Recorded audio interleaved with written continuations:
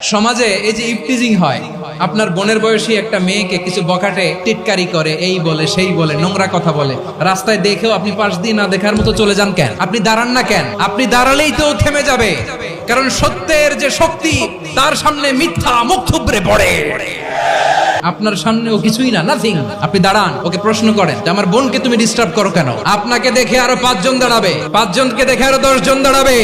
আমাদের নীরবতা আর আমাদের নিশ্চুপ থাকাই জালিমদেরকে আরো শক্তিশালী জালিম বানিয়েছে।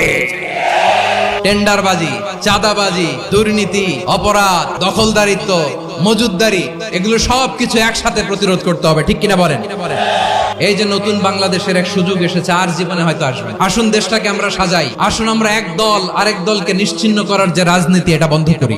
সব দলের প্রতি আমার আহ্বান, আল্লাহর শপথ নিয়ে বলি, এই নাসিহাত গুলো সবার জন্য, সব দলের জন্য, সব মতের মানুষের জন্য। আমরা কোনো দলের প্রতি মানুষকে ডাকি না, আমরা ডাকি ইসলামের দিকে।